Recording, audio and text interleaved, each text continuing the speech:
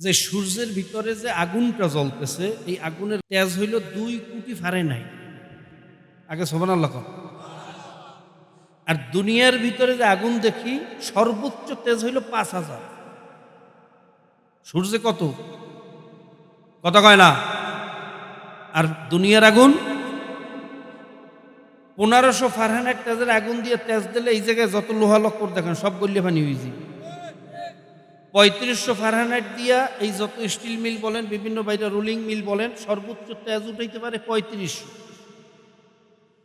সেখানে যদি ইস্পাত লোহা দেয়, টাইটানিয়ামের মতো শক্ত পদার্থ দেয়, অ্যালুমিনিয়াম বলেন, কার্বন ফাইবার বলেন, পৃথিবীর সমস্ত শক্ত পদার্থ সব গলিয়ে কি হয়ে যাবে। আর 5000-এর উপরে কোনো আগুনের তেজ জ্বালানোই যায়।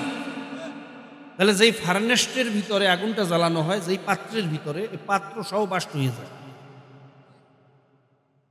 দুনিয়ার সর্বোচ্চ তেজের আগুনের গতি কত? আর সূর্যের ভিতরে যে আগুনটা জ্বলতেছে 2 কোটি ফারেনহাইট। এত তেজের আগুন কি ম্যাটেরিয়াল দিয়ে জ্বালাইছে, কোন ফার্নেসের ভিতরে জ্বালাইছে? কোনোদিন বাষ্প হইল না, কোনো সমস্যা হইল না, 1 সেকেন্ড আগেও ডুবলো না, 1 সেকেন্ড পরেও উঠলো না। এই খেলা কার? নিশ্চয়ই এর পিছনে একটা শক্তি আছে, মহাশক্তি। সে শক্তি কে? আর জোরে বলেন কে? বিজ্ঞান আরো বলে, দুনিয়ার যে কোনো আগুন জ্বালাইবেন, লাকড়িতে আগুন জ্বালাইবেন, জ্বলতে জ্বলতে একসময় কি হয়ে যায়? ছাই হইয়া যায়। আর জ্বলে। ইটের বাটায় আপনার যে কয়লা দেন, পাথর কয়লা বলেন, যাই দেন, একসময় চলতে জ্বলতে জ্বলতে ডাস্ট হইয়া যায়।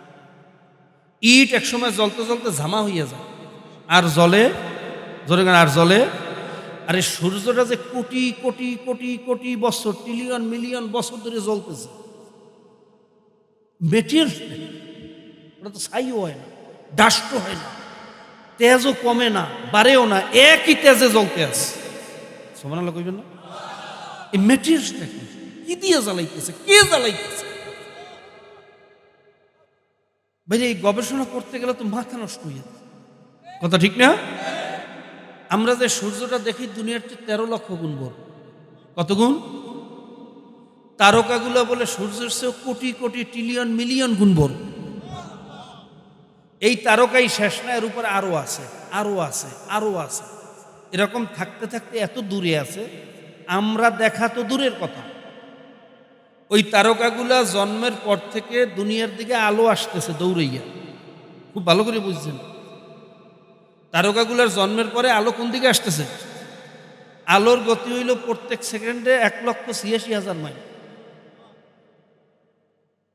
1,86,000 না 1,86,000, 1,86,000 মাইল প্রত্যেক সেকেন্ডে। আলোর গতি, এই গতিতে দৌড়েই আসতেছে, কিন্তু আজ পর্যন্ত দুনিয়াতে এসে আলো পৌঁছে নাই। এখন ওই গ্রহ নক্ষত্রগুলো কত দূরে? কথা কয় না। আমরা যে আসমানটা দেখতেছি, এইটার নাম দিয়েছে মিল্কি ওয়ে গ্যালাক্সি, আমাদের গ্যালাক্সি।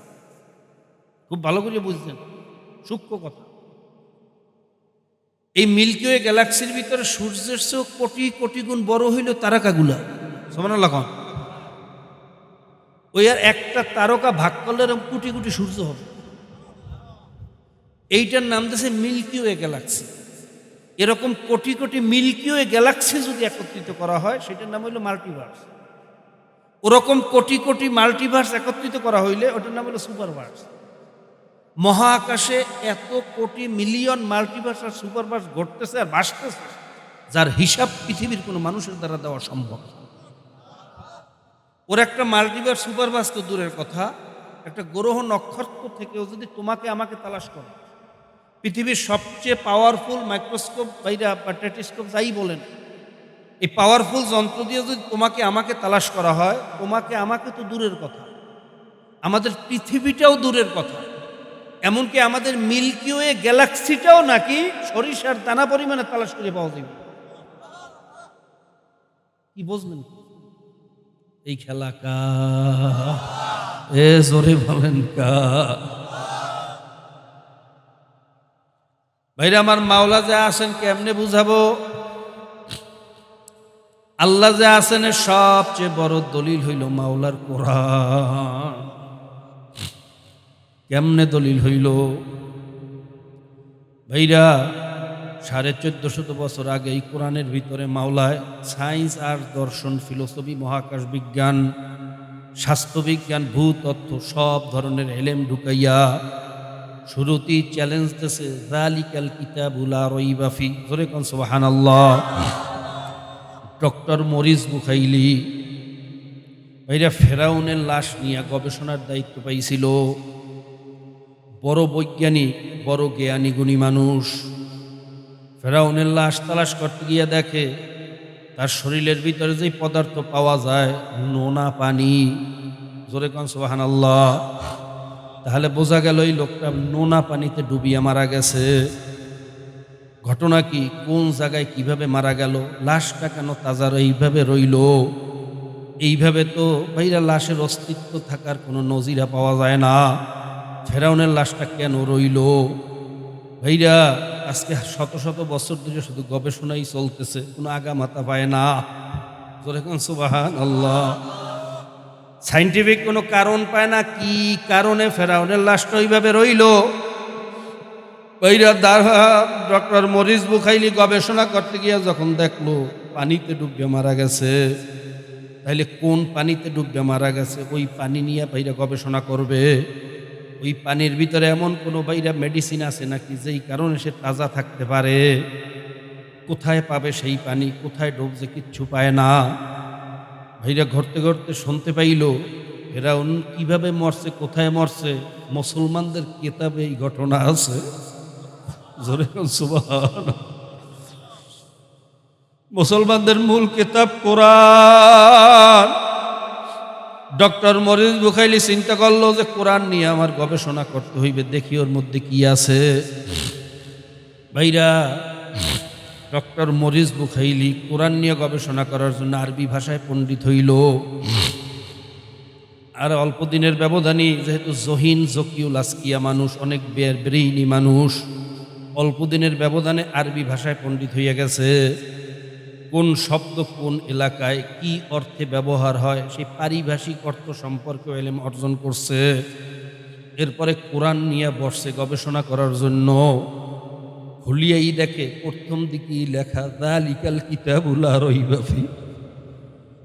এই কিতাবে কোনো ভুল নাই, কোনো সন্দেহ নাই, কোনো শোভা নাই, কোনো শক নাই। ডক্টর মরিস বুখাইলি আরো চিন্তা পড়িয়া গেল, ঘটনা কি, এত বড় চ্যালেঞ্জ দেওয়ার ক্ষমতা তো দুনিয়ার কোনো মানুষের নাই যে আমার কিতাবে কোনো ভুল নাই। হয়তো শব্দের দিক থেকে, নয়তো অর্থের দিক থেকে, নয়তো সাহিত্যের দিক থেকে, নয়তো বালাগাত ফাসাহাতের দিক থেকে, নয়তো মান্তিক ফালসাফার দিক থেকে, কোনো না কোনো দিক থেকে একটা না একটা ভুল থাকবে। কথা ঠিক না বে ঠিক? সরে গান ঠিক না বে ঠিক? পৃথিবীর কোনো মানুষ, কোনো কবি, কোনো সাহিত্যিক এত বড় চ্যালেঞ্জ দিতে পারে না আমার কিতাবে ভুল নাই। কিন্তু এটা কেমন কিতাব, শুরুতেই চ্যালেঞ্জ দিয়েছে আমার কিতাবে কোনো ভুল নাই। মরিস বুখাইলির ইচ্ছা হইল এই কিতাবের ভিতরে আমার ভুল ধরাই লাগবে। জোরে কর নাউজুবিল্লাহ। সে আরো শক্ত হইয়া লড়িয়া চড়িয়া বসিয়া ভাইরা কবির নজরে কোরআনের দিকে তাকাইয়া গবেষণা শুরু করলো। গবেষণা করতে গিয়া যত পৃষ্ঠা উল্টে ততই আশ্চর্য হইয়া যায়। এটা কেমন কিতাব? এই কিতাবের সাথে তো দুনিয়ার কোনো কিতাবের মিল নাই। এই কিতাবের পৃষ্ঠায় পৃষ্ঠায় সাহিত্যে ভরা, বিজ্ঞানে ভরা, দর্শনে ভরা। এই কিতাবের ভিতরে আদর্শে ভরা। এই কিতাব অনুযায়ী যদি কোনো মানুষ যার জীবনকে দুনিয়ায় পরিচালনা করে, ওই মানুষটা হবে পৃথিবীর ভিতরে শ্রেষ্ঠ মানুষ। কথা ঠিক না বেঠিক? এই কিতাব অনুযায়ী যদি কোনো সমাজ পরিচালনা করে, ওই সমাজটা হবে পৃথিবীর শ্রেষ্ঠ সমাজ। এই কিতাব অনুযায়ী যদি কেউ রাষ্ট্র পরিচালনা করে, রাষ্ট্রটা হইবে পৃথিবীর সবচেয়ে সভ্য রাষ্ট্র। জোরে কান সুবহানাল্লাহ। এই কিতাব উম্মি মুহাম্মদ কেমনে লেখছে সে তো পড়ালেখাই জানতো না। ভাইরা ভিতরে তাসির শুরু হইয়া গেছে। কোরআন এমন এক মুজিজ, এটা নিয়ে যে গবেষণা করে মাওলা তাকে খালিয়াতে ফিরাইয়া দেয় না। কথা ঠিক না বেঠিক?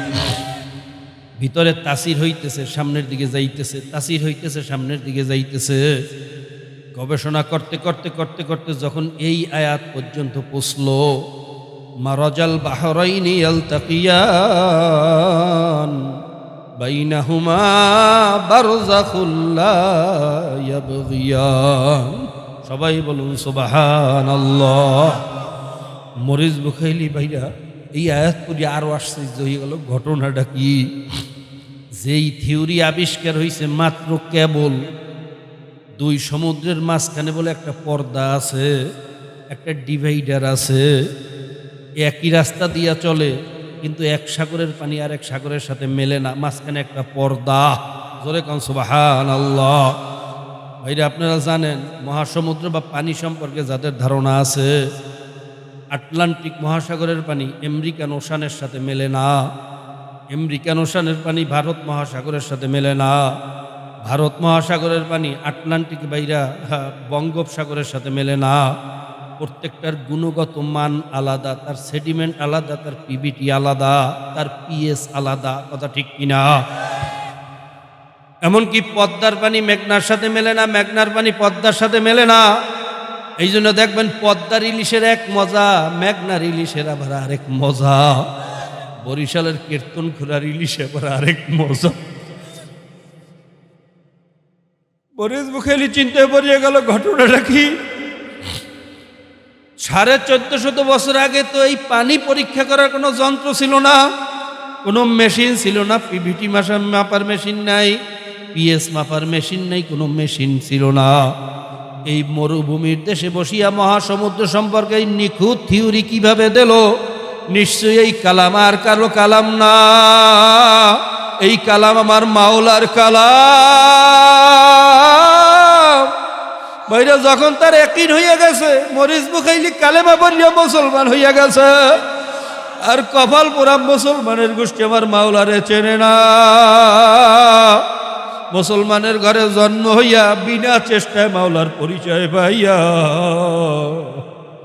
ভাইরা আবার মাওলারে চেনে না। কাফের মুশরিকের পিছনে ঘরে দুনিয়ার মোহাব্বতে দুনিয়াও শেষ করতে আছে, আখিরাতও শেষ করতে আছে।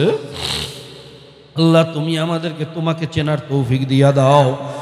ভাইরা আজকে শিব শক্তি মহারাজের মতো মানুষ মাওলার পরিচয় পাইয়া মুসলমান হইয়া যায়।